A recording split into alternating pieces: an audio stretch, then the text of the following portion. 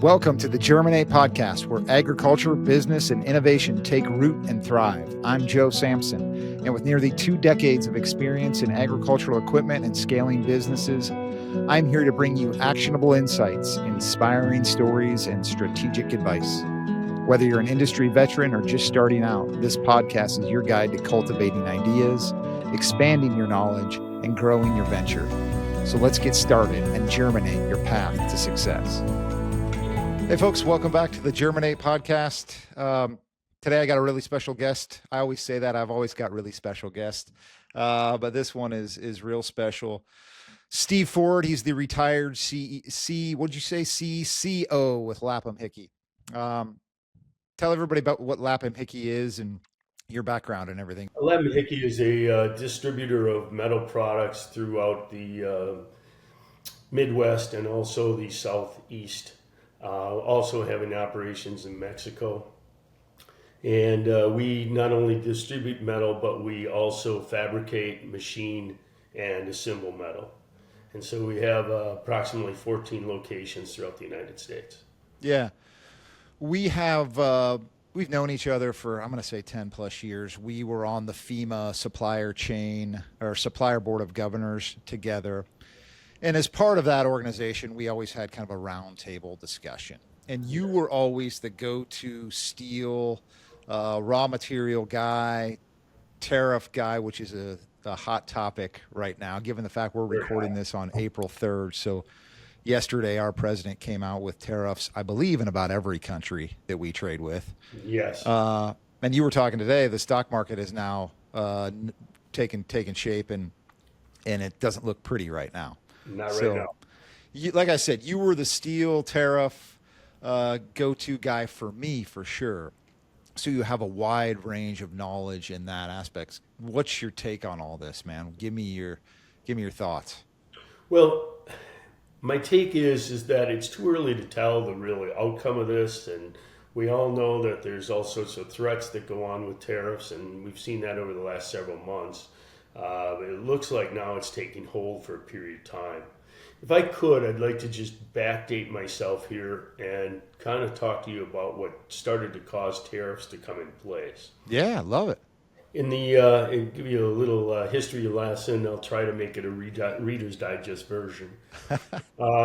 In the late 1990s, our steel industry in the United States was about in collapse.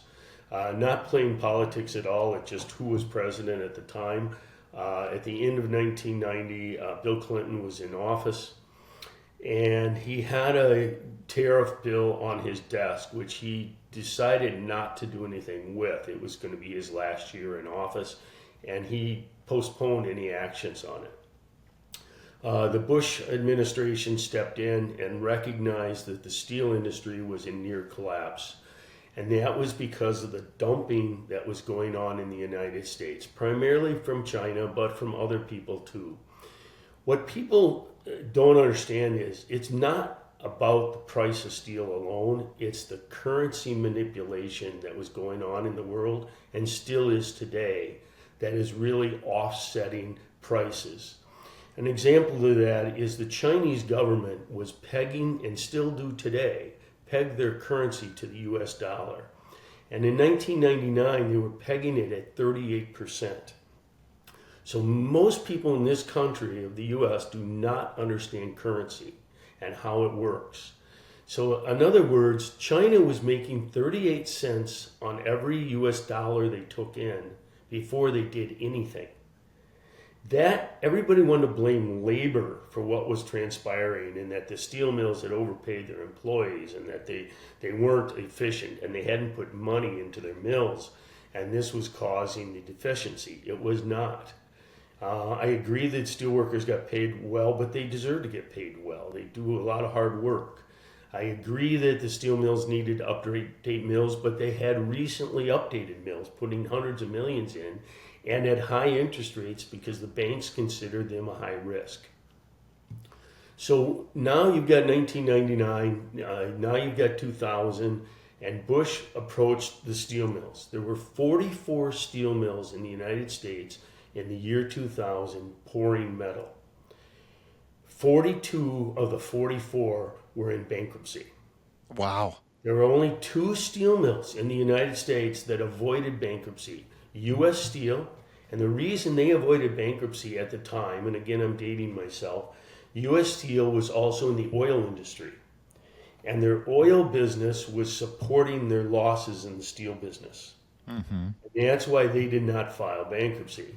The other steel mill that didn't file bankruptcy was Nucor Steel. And Nucor Steel didn't file bankruptcy because they were a new startup steel mill with brand new equipment and a lot of funding going into it. But nobody could compete against the dumping that was going on in the United States. China's prices were the price of scrap coming in. But again, their prices were that way because they did not need to make money producing steel. They made money on taking U.S. dollars. Sure. And as long as they got paid in U.S. dollars, they had a 38% advantage. Talk about dumping a little bit. I mean, that phrase is thrown around quite a bit, but what's that actually mean? Well, it means that they are producing product and dumping it in the United States, shipping it to the United States as a way to rid themselves of their excess steel. So China's got considerably more capacity to produce steel than the United States. And many of Chinese mills are very antiquated. I mean, to a point where guys with tongs are pulling the steel out of the draw bench. Wow. And they put, 50 people on it and pull. Mm-hmm. Now that's extremely inefficient, and the steel mills in the United States are far more superior to that. Yeah. But yet the Chinese don't shut off capacity. So what happens is they continue to overproduce. They can't get enough consumption in their own country, so they choose to ship it offshore so they can dump it. So it's basically a simple economic supply and demand. It definitely is. They flood the market with a ton of supply. Therefore, the demand doesn't reach that supply. Exactly, worldwide. But Right. In our country, we actually lack enough supply to demand. I see. So we always need import product coming in. But we have to manage that.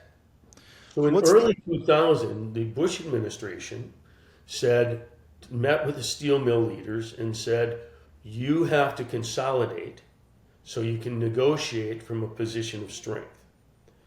And the steel mills said, we can't because we don't have any money.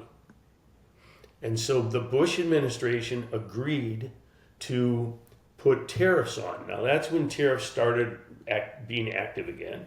Sure. And so the Bush administration put tariffs on for 18 months to 36 months maximum to allow the steel mills to be able to consolidate. But part of the agreement was they had to consolidate or the Bush administration was going to pull the tariffs off.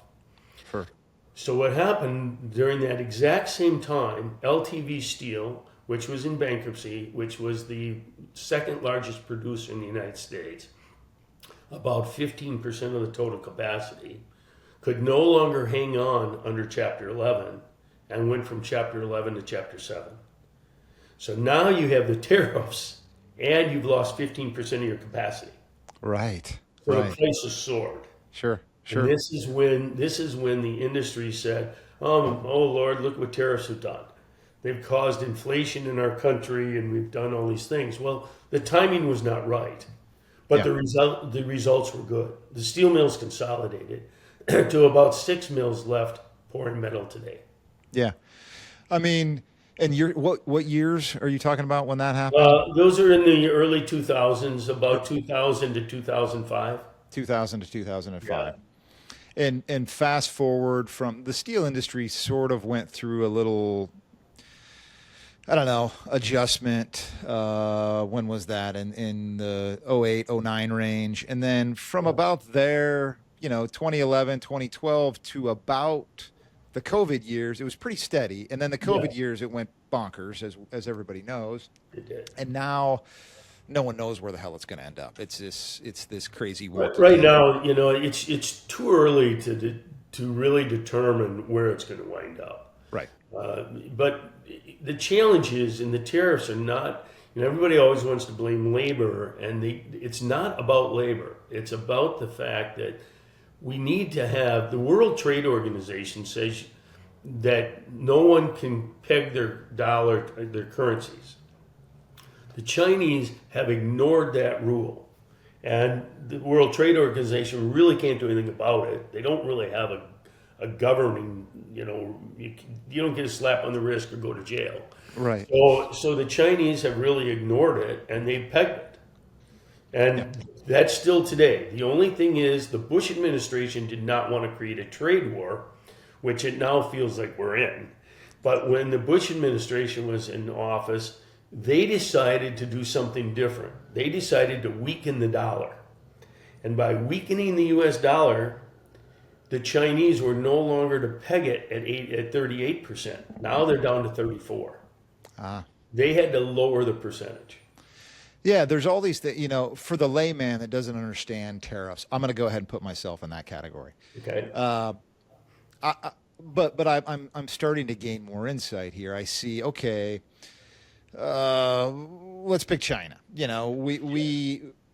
We have kind of an unfair trade advantage with China. So Trump says, okay, we're going to put 25% tariffs on Chinese goods, or whatever the number is. I don't know. I don't have the exact number right now, so don't fact check me here. But to make it so it's fair game, they put 25% on us. We're going to go ahead and 25% them. It's fair trade. But what in a sense you're saying, and what I keep hearing too, is even if trade was 0-0, there's still pegging of currencies, there's still regulations, there's still other advantages that other countries have or take advantage of that really the U.S. is, there's nothing that we can do about, especially our dollar. A dollar is a big one. I mean, the entire world runs off the exchange rate of the U.S. dollar. That's how it works. Yes. And so there's some unfair things going on there. So Trump is in a sense saying, if we tariff, we can at least bring the playing field back to good here. Now, that's what the attempt is. Yeah. Now, whether it's going to work or not, I'm not sure. But the attempt is just to try to level the playing field, and by doing so, there'll be more purchase interior to our country, which would allow for higher employment and hiring of people and all those types of things that would generate more stabilization within the country. There are other things. We have to think about steel as a basic product that goes into almost everything. Right. And if it doesn't go into it physically, it's used to produce it. Sure. So that into the equipment that makes that widget. Yes. And the problem is that, and I'm not trying to determine what Trump's administration feels or says, but I am saying that they feel we need to be more self-sustainable in this country and that we've lost some of that. I mean, look what's happened to us in pharmaceuticals. Yeah. A lot of talk on national security. National security. Yeah. And steel is a very big point to that. I can talk about armor. I was involved with armor quite heavily. I get involved with armor through the military defense customers that we do business with when I was with Lapham Hickey. And that was always the talk about security. Yeah. And, which is a rightful cause, obviously. We found that out during COVID. I mean, you nailed it with the pharmaceutical game. There was times when you'd go to the grocery store and you couldn't buy ibuprofen. Right. That's a big deal. It's a big deal. It's even a bigger deal if it's a serious drug, for blood pressure. Right. Which is made offshore. Right, and or cancer or diabetes or something that may or may not keep someone alive. Right. Huge deal. Trump is definitely hanging his hat on these tariffs. This is his entire presidency, and really the future of that entire kind of MAGA movement is hung on these tariffs are going to work. It's a big gamble. It's a big gamble, but you know what it is? They're trying to bring the debt down, which, quote unquote experts, which I am not, say that if we don't do that by, 2028, 29, this country's going to be in as serious position as Venezuela was. And I think that's the age-old time will tell. We'll see what's going to happen. Exactly. Now, the opposing side is going, these tariffs are gravely affecting our stock market. The U.S. consumer is going to have to pay for the increased prices of all these things, which may or may not be true. We'll find out. I mean, obviously today the stock market reacted in a huge way. Yes. And now we've seen movements like that. 10, 15 years ago, the stock market moving like this would have been a huge deal. Right. Now it's kind of like, all right, let's let this play out a bit. You See know, what they happens. about every 2 weeks. Right, Something right, happens. right. It's wild stuff, but he's definitely hanging his hat on this. Yes. So if it works, you're right. It'll bring national or our debt down. It'll improve national security. I think the other major advantage that everybody's talking about is it'll bring U.S. manufacturing back to the United States. Yes. What's your take on that with Well, steel specifically, I guess? I feel strongly about that, and I agree it will, because people still need the products, and how are they going to get them? And if they can buy them in the United States, there isn't a tariff. Sure. So they, theoretically, and that's what it is, theory, you'd be better off buying domestically because the price will be less. Yes. Now, in my current role as a consultant and also buying and selling M&A and supporting selling businesses for families that want to retire and get out, I am finding our market extremely hot right now. I'm finding investors wanting to buy businesses.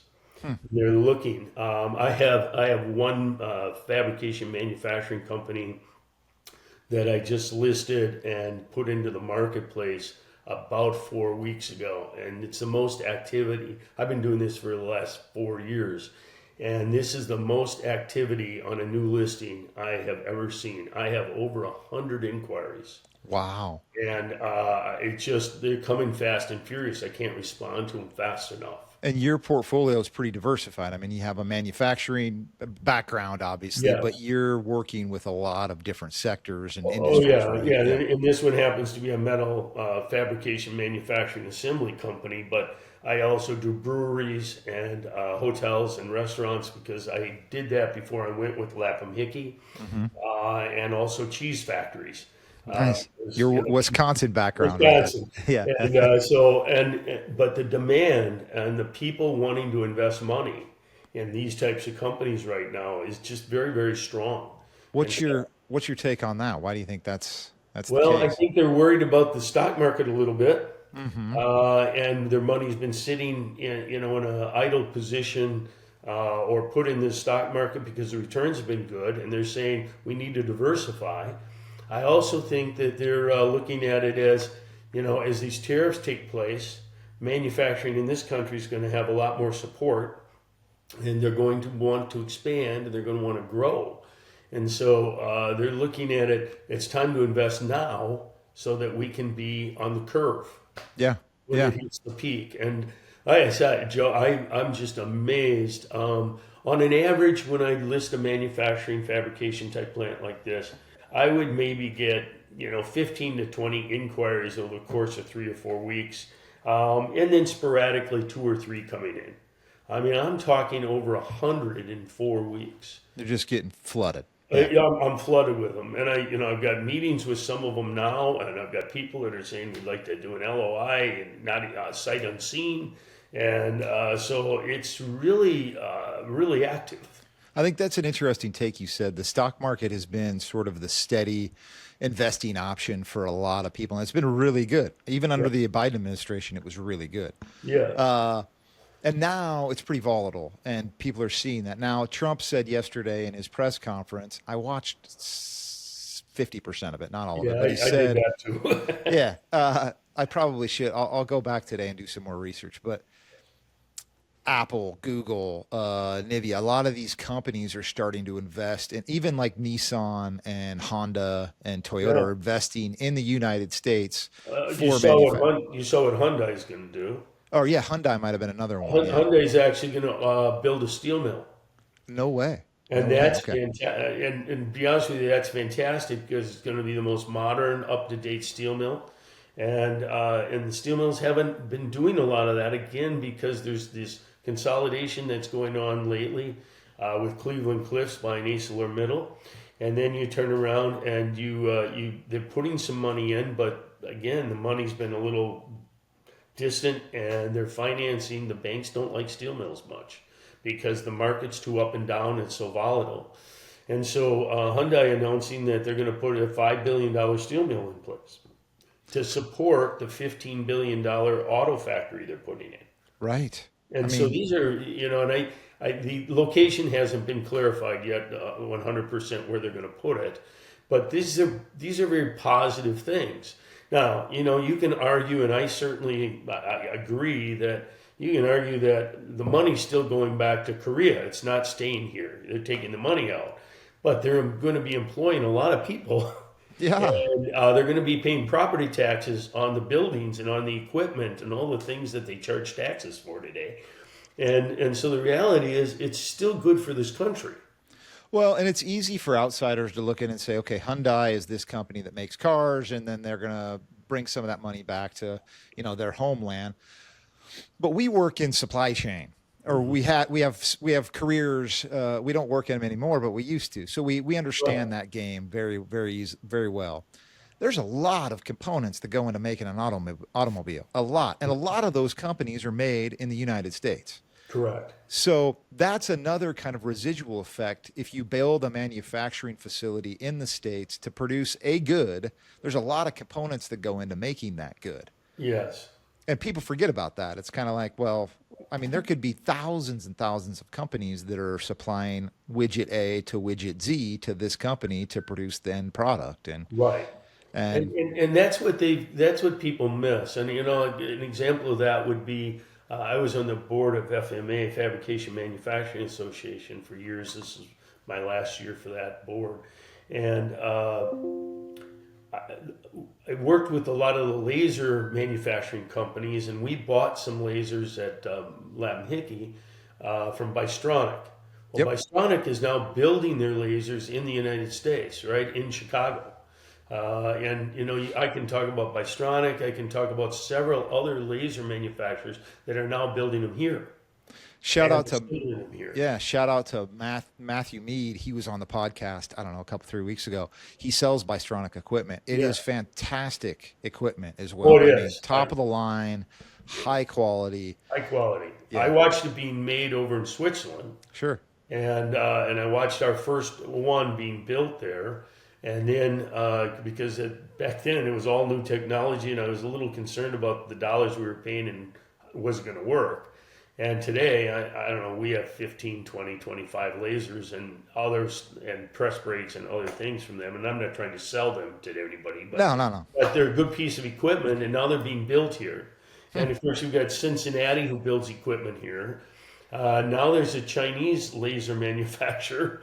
And a friend of mine left Cincinnati and is now president of North America, and they're looking at manufacturing here also. Wow. So these are good things. These are things that happen, and truthfully, this is one of the things that the tariffs will do. Companies around the world, mega companies around the world, are saying, "Look, I no longer can build it here and ship it to the U.S. I need to build it in the U.S. and sell it in the U.S." And that way, I'm not paying a tariff. Well, and that's the thing that people don't realize, especially, these other countries know it. The U.S. is a huge market. They're the best. They're the best customer of all these trading partners by far. So if you're a manufacturing company and your best customer says, "I want you to do this, or we're going to take our business elsewhere," a lot of the times you're going to do it. A lot of the times you're going to do it, and I really think that part of the thought process is that. Yep. If we put these tariffs on, it'll force them to rethink how they're shipping the product and bringing the product here and paying taxes in the United States, producing in the United States, and employing people in the United States. Yeah, just to backtrack a little bit, the interesting part about the stock market reacting today is none of this is going to happen. This is the long game. This is a marathon. It's not a sprint. And the stock market reacted like it's a sprint, and all of a sudden we're screwed and everything's going to go up. And this is chaos at this point. Right. We're in a trade war, is what I keep hearing. Trade war is the word. Yeah, it's the word of probably the word of 2025. It probably is. So, do you think it's possible to, let's say Nucor or Cleveland or somebody, do you think they're going to add mills to the U.S.? Do you think that's a real thing? I think they'll need to add mills to the U.S. to, why do you add capacity? Because of demand. Mm-hmm. If the demand goes up in the U.S., they'll add mills to the U.S. And I think that somebody like Hyundai, for example, and their announcement they're going to build a steel mill here, they need their own steel to produce their vehicles because they're afraid they won't get the capacity they need with the current U.S. production. Yeah. And I think they're fairly accurate with that. And that goes back to the Ford day, right? When he had Rouge Steel to make his own steel for his own cars. You could have any color you want as long as it was black. The invention of vertical integration. That's Yeah, what exactly. I coined the phrase. Yep. Yep. So that's Yeah. why.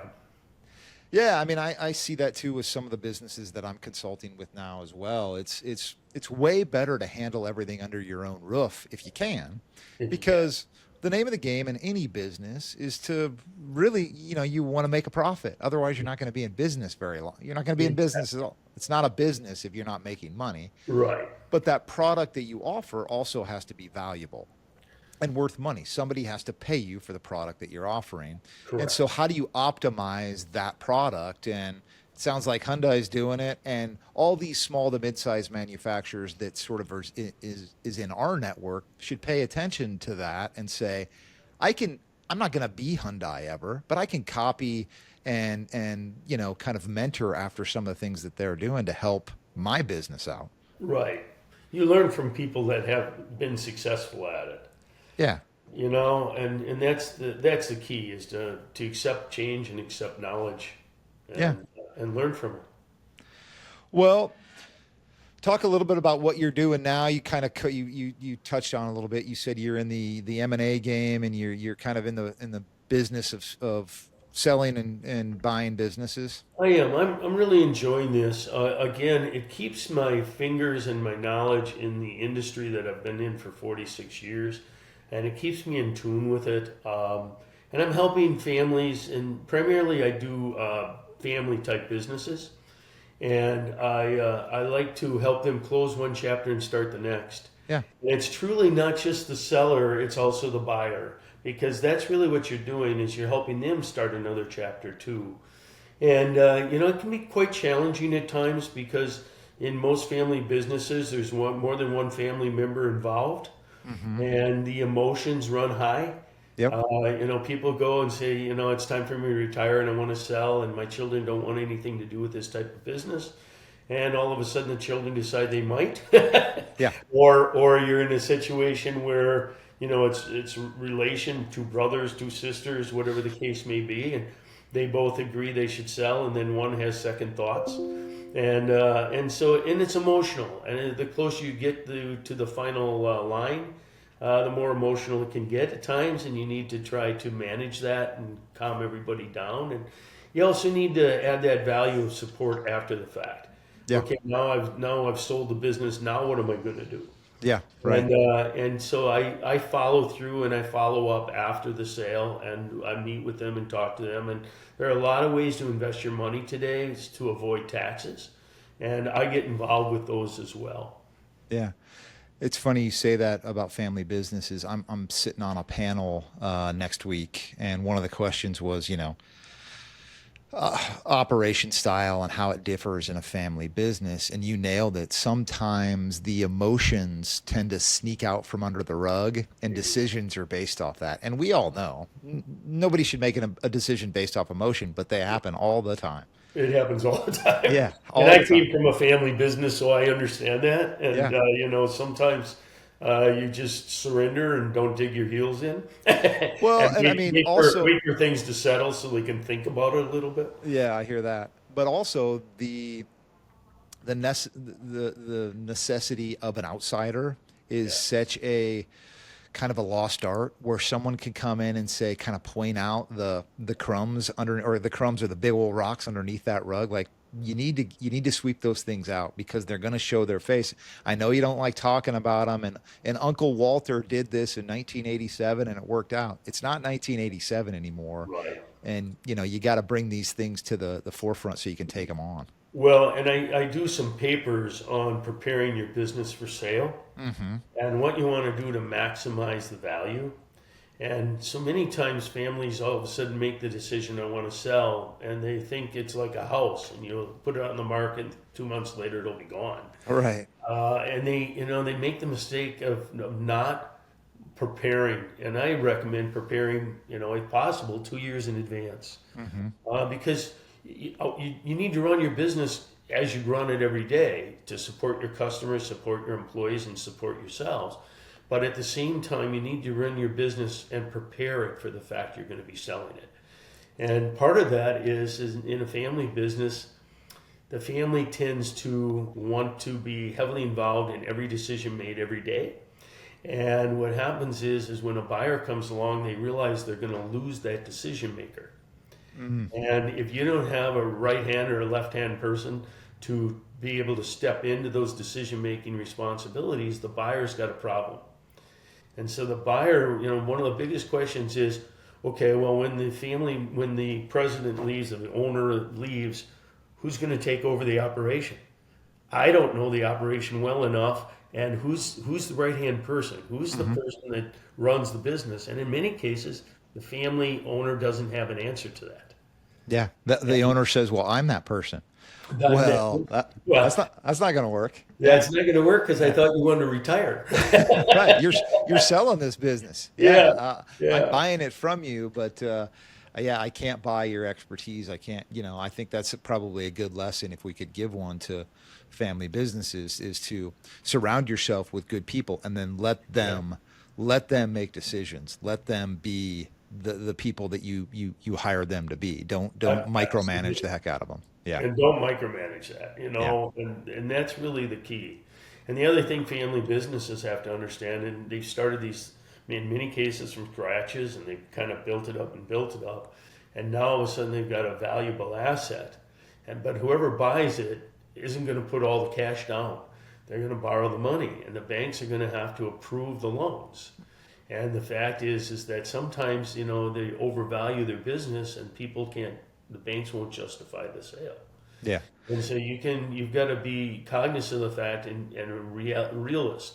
I do evaluations of businesses, and we have an accredited person at CBS Global, the firm I'm with, and she's accredited in doing those analysis. But I tell everybody that's just an analysis. The market's going to dictate the price. Yeah.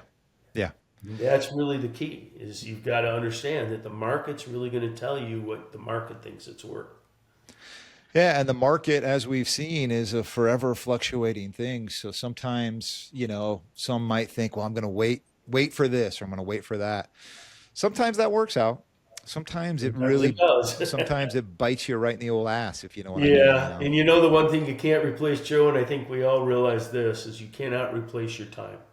No. And so, I understand that, gee, maybe I should wait 2 more years because I might get a little more for it. But by the way, you're giving up 2 years that you could be doing your next chapter.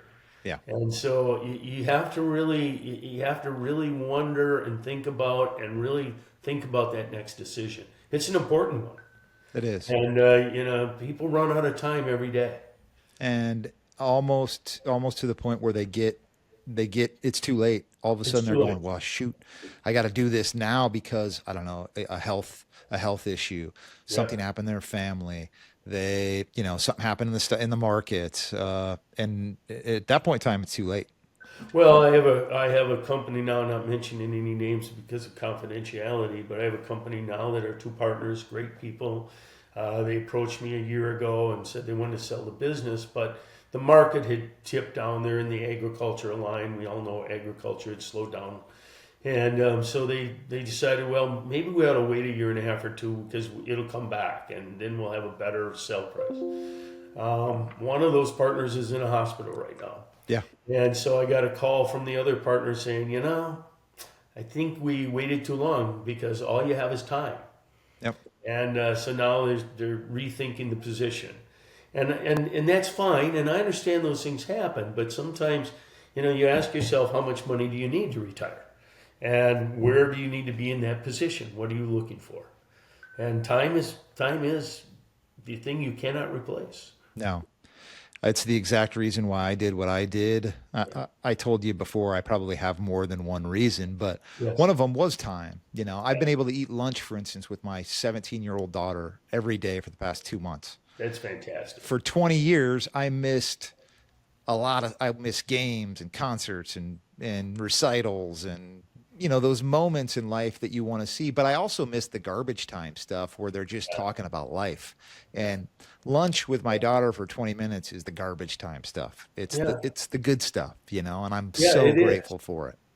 Well, I had the fortune of employing 3 of my 4 children. Oh, nice. So I got to work with them, a day to day, every day. Now, I wasn't there physically every day because I had a corporate office in Chicago, but my home was Oshkosh, and I also had an office in the Oshkosh location.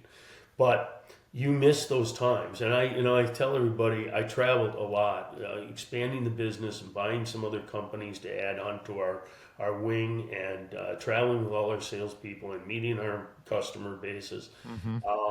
I stayed in motel rooms 120 nights a year. Yeah, and I missed a lot. I missed an awful lot. And hindsight's always 20/20. And I have no regrets because it was a great life and it was a great thing, and it helped my family long term. Yep. But at the end of the day, I still missed a lot, and I might have done it differently. I don't know. Yeah, I don't either, but I do know this: we can do it differently now. So, right, and we can.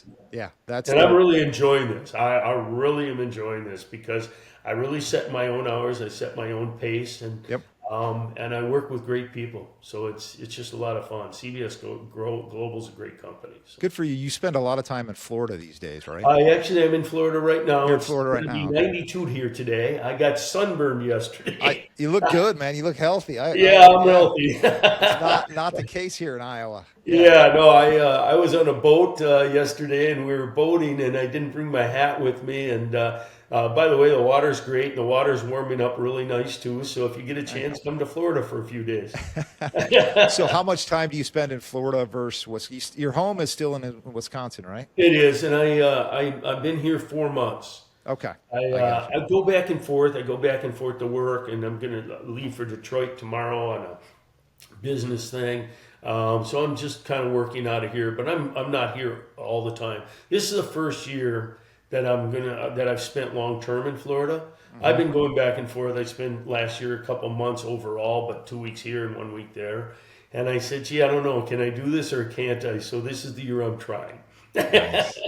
Well, man, it's awesome. You're a plethora of knowledge. I know this is going to go over well with people because your insights on things are just awesome. And we hit it right on the timing with the tariffs. So yeah, we did this time. It was good. I can't thank you enough for joining me on the show, and really I hope we can do this again sometime. Because I would love to do it again sometime. You just let me know when, I'll be there. All right, my friend. And good. Have a great time next week. I told a couple people I might stop in for a day, but I'm really not going to attend the conference. And this was my last time on the board anyway, so. I didn't want to get involved with decision making because I won't be there to help carry it through. So yeah, he's talking about the Farm Equipment Manufacturers Conference, which is next week. This will probably come out after that, but we'll have fun, man. I'll tell everybody hi, and I'll let them know we did this, and they'll definitely tune in. So I appreciate it. Take care. All right. Good to see you again. Take care. Good to see you. Take it easy. All right. Bye. Hey, folks, thanks for tuning into the Germinate podcast. If you found value in today's episode, be sure to subscribe, leave a review, and share it with others in the industry. And join me next time as we continue to explore the innovations and strategies shaping the future of agriculture and business. Until then, keep growing, keep innovating, and keep germinating your success.